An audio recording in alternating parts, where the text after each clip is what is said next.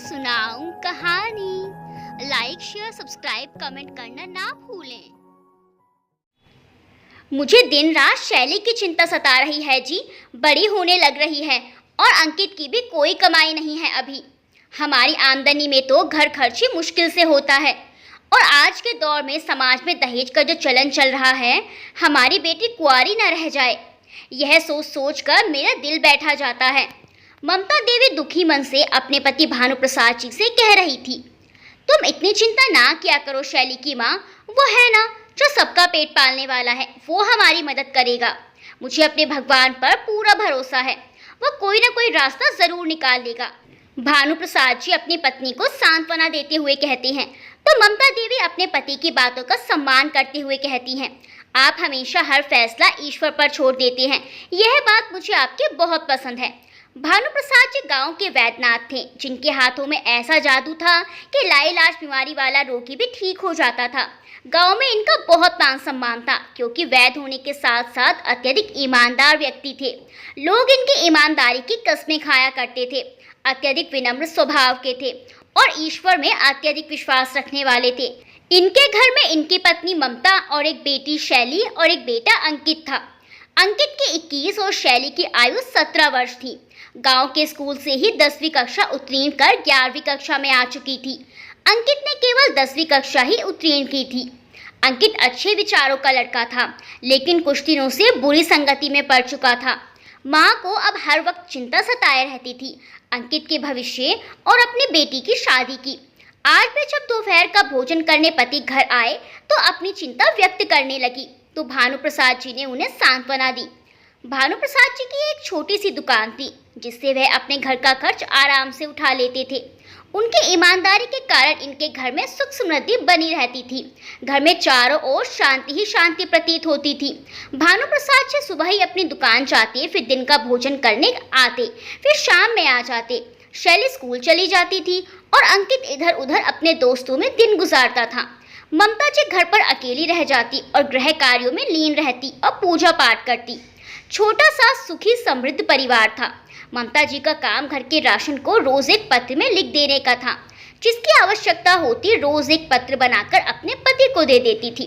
भानु जी का काम रोज दुकान पर जाकर उस पत्र को पढ़ने का था। वह उस पत्र के अनुसार रोगियों से कम फीस लेते और जितनी आमदनी उस पत्र के सामान के हिसाब से उनकी पूरी हो जाती थी, बस वही लेकर घर लौट जाते थे और ईश्वर का धन्यवाद करते। ईश्वर उनकी इस कमाई में ही बरकत कर देता था और ममता जी ने भी कभी कोई शिकायत नहीं की। वह अपने पति के विचारों पर अत्यधिक मोहित थी। ऐसे ही दिन गुजर रहे थे। शैली के 12वीं भी पूरी हो चुकी थी और दहेज की प्रथा भी काफी आम हो चुकी थी। उसका अभी तक कोई रिश्ता भी नहीं आया था। इस बात को लेकर ममता जी और भी चिंता सताने लगी और अंकित के व्यवहार में भी बदलाव आने लगे। उसके पिता ने उसे अपने साथ दुकान पर चलने को कहा, तो उसने साफ इनकार कर दिया। एक दिन घर आकर उसने अपने माता पिता से कहा कि मुझे गांव की एक लड़की से प्यार है और उसे से शादी करनी है और जल्द से जल्द करनी है। उसके बात सुनकर दोनों माता पिता असमंजस में पड़ गए। उनके बेटे ने अचानक उनके सामने एक दुविधा लाकर खड़ी कर दी थी। बेटी की शादी हुई नहीं और बेटा अपनी शादी की बात कर रहा है। उन्होंने उसे समझाने की कोशिश की, मगर वह कुछ भी सुनने को तैयार ना था। कोई काम धंधा नहीं था, फिर अपनी पत्नी का पेट कैसे पालेगा, यह सब बातें ममता के दिमाग को खाए जा रही थी। फिर भानु प्रसाद जी ने उन्हें सांत्वना दी और कहा कि ईश्वर पर छोड़ दो और इसका विवाह किए देते हैं, अपनी जिम्मेदारियां उठाना सीखेगा। रही बात शैली की, उसके लिए ईश्वर है, वो सब ठीक करेगा। कुछ दिन बाद अंकित की शादी गाँव की लड़की कंचन से कर दी गई। कंचन अच्छी लड़की थी। जब घर में बिहाकर आई तो घर की रौनक में चांद चार लगा दिए। अंकित अब काम देखने की तलाश में लग गया। ममता जी हर रोज की तरह पत्र लिखकर अपने पति को थमा देती और पति भी हर रोज की तरह उस पत्र के हिसाब से राशन ले आते। ऐसे ही कुशल मंगल दिन गुजरते रहे, लेकिन अंकित की बुरी आदतें बढ़ती रही और हर रोज कोई न कोई कान खड़ा कर देता था, जिससे उस घर की सुख समृद्धि भी भंग होने लगी। कंचन भी अंकित के व्यवहार से परेशान आने लगी थी। अंकित का व्यवहार इतना खराब प्रवृत्ति का हो चला था कि कंचन पर हाथ उठाना शुरू कर दिया। कंचन की सहन शक्ति की सीमा समाप्त होती जा रही थी। उसके सब्र का बांध टूट चुका था। उसने अंकित का सामना करना शुरू कर दिया, जिसका असर शैली के जीवन पर पड़ रहा था। उसका अभी तक कोई रिश्ता भी नहीं आया था। दूर दूर तक अंकित के कारनामों के चर्चे आम हो चुके थे। अब ऐसे घर में भला कौन आने वाला था अपने लड़के को बिहाने? ममता जी को अंदर ही अंदर ये चिंताएं खाई जा रही थी। वह जब भी अपने पति से बात करती, वह उन्हें सांत्वना देकर कह दिया करते थे कि ईश्वर हर इंसान का जोड़ा बनाकर भेजता है। वो जहाँ भी होगा, जो कोई भी होगा, उसे ईश्वर एक दिन भेज ही देगा। ममता जी कभी भी अपने पति के खिलाफ नहीं बोलती थी, उनकी हर बात का आदर करती थी।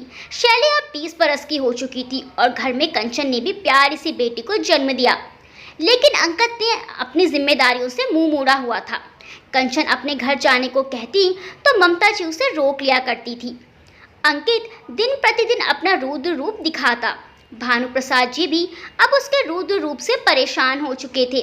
शैली ने अपने दहेज के लिए बच्चों को ट्यूशन देनी शुरू कर दी। उसके पास गांव के बहुत बच्चे आने लगे थे। शैली ने दिन रात एक करके कुछ जमा पूंजी इकट्ठी कर ली। उसके लिए पास गांव से एक रिश्ता भी आया, लेकिन उनके सामने भी अंकित ने अपना रुद्र रूप दिखाकर उन्हें भगा दिया। उसके इस हरकत से शैली रोने लगी और ममता जी ने भी उसे खूब सुनाई और भानु प्रसाद जी ने उस पर हाथ उठा दिया। अंकित रात में शैली की इकट्ठी की हुई जमा पूंजी लेकर घर से भाग गया। सुबह जब शैली ने देखा उसकी अलमारी का ताला खुला हुआ है, देखते ही चीखें मारना शुरू कर दी। उस लड़के ने दिन रात ट्यूशन पढ़ा कर अपनी जमा पूंजी की थी। उसके भाई ने उसे भी नहीं बख्शा। ममता और शैली बहुत रोई। कंचन ने उन्हें सांत्वना दी और भानु प्रसाद जी अपना सर पकड़कर बैठ गए। जिनका एक ही बेटा हो और वही ऐसे नीच कर्म करे, उन माँ बाप के दिल पर क्या गुजरती होगी। लेकिन कंचन ने उन लोगों का साथ नहीं छोड़ा। भानु प्रसाद जी ने शैली और ममता को समझाया कि ईश्वर सब देख रहा है। कष्टों के बाद ही इंसान को सुख प्राप्ति होती है। एक दिन ईश्वर हमारे भी सब दुख दूर कर देगा।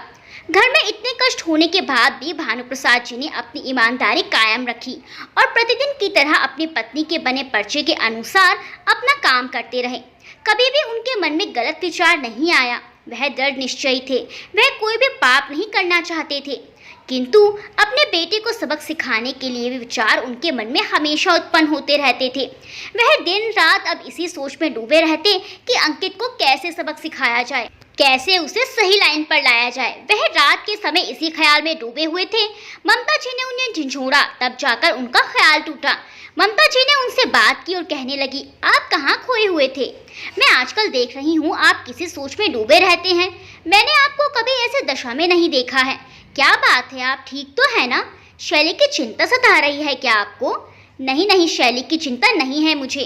उसका फैसला मैंने ईश्वर पर छोड़ रखा है। मुझे विश्वास है हमारी बच्ची के लिए वो अच्छा घर, अच्छा वर देगा। बस अंकित का थोड़ा ख्याल आता है कि वो इतना अवगुणी कैसे हो गया। भानु प्रसाद जी अपनी पत्नी की बातों का जवाब देते हुए कहते हैं तो ममता जी कहती हैं, उसके बुरी संगति ने उसे अवगुणी बना डाला। सब ठीक करेगा ईश्वर, और बातें करके सो जाते हैं। सुबह प्रतिदिन की तरह नाश्ता करके वह अपनी दुकान पर चले जाते हैं। दुकान खोलकर साफ सफाई करके बैठ जाते हैं और प्रतिदिन की तरह राशन का पर्चा खोल कर देखते हैं। आज सब सामान के साथ सबसे नीचे ममता जी ने दहेज का सामान भी लिखा हुआ था। वह पर्चा देखते हैं, फिर ईश्वर की प्रतिमा को देखते हैं। कहते हैं, इसे तू ही पूरा करेगा। आज फिर रोगी आना शुरू हो जाते हैं। कुछ देर बाद दुकान के सामने गाड़ी आकर रुकती है। कुछ देर खड़ी रहती है। भानु प्रसाद जी देखते रहते हैं। जब काफी देर बाद उसमें से कोई नहीं निकलता है तो भानु प्रसाद जी अपनी दुकान के एक रोगी को भेजकर उनसे वहां रुकने का कारण पूछते हैं। तो उस गाड़ी में से एक आदमी बाहर आता है और भानु प्रसाद जी की दुकान पर आकर बैठ जाता है। भानु प्रसाद जी कहते हैं कि आपको कोई परेशानी है तो आप मुझसे बता दीजिए। मुझसे जितना बन सकेगा मैं आपकी सेवा करूँगा, या आपको मुझसे दवा लेनी है तो ले सकते हैं। आप कोई चिंता संकोच ना करें, जो भी काम होगा मैं कर दूंगा। गाड़ी वाला आदमी कहता है कि आपने मुझे पहचाना नहीं, सेवा तो आप मेरी 22 साल पहले कर चुके हैं। भानु प्रसाद जी चौंक जाते हैं। कहते हैं कि मैं समझा नहीं, आप किस सेवा की बात कर रहे हैं, और ना ही मैंने आपको पहचाना है। गाड़ी वाला आदमी कहता है, मेरा नाम नीरज गोस्वामी है। आज से 22 साल पहले मैं और मेरी पत्नी पारुल यहाँ आपकी दुकान के आगे से गुजर रहे थे। हमारी शादी को 4 साल गुजर चुके थे, लेकिन औलाद की खुशी से नीरस थे।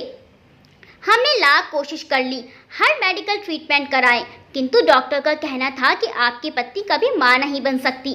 पारुल और मैं परेशान हो चुके थे। वह बहुत रोती थी, पागल होने के समान हो गई थी। जब भी किसी औरत की गोद में बच्चा देखती, उसे अपना ही मानने लगती थी।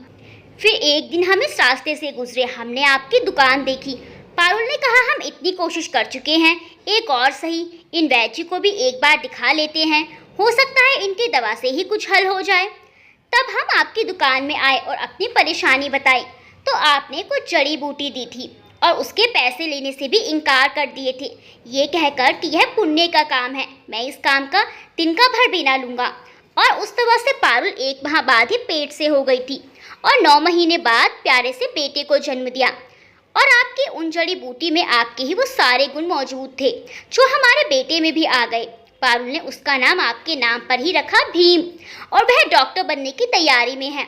और पारुल उसे देख देख कर जीती और आपकी लंबी उम्र की कामना करती रहती और आपके लिए प्रार्थना करती और हमेशा मुझसे कहती रहती कि यदि भविष्य में उन वैद्य के कोई बेटी हुई तो उसे हम अपने घर की बहू बनाकर लाएंगे।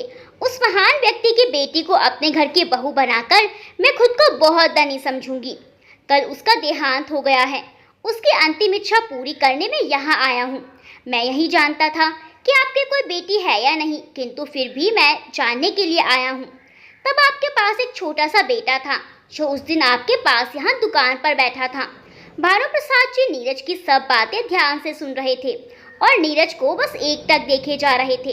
फिर ईश्वर के प्रतिमा के सामने हाथ जोड़े और कहने लगे कि मेरी एक बेटी है 20 बरस की, उसने 12वीं कक्षा उत्तीर्ण की है। यह सुनकर नीरज खुशी से झूम उठता है और कहता है कि मैं हमेशा पारुल को कहता था कि हमारे बेटे के लिए भगवान उनके यहाँ बेटी जरूर देगा।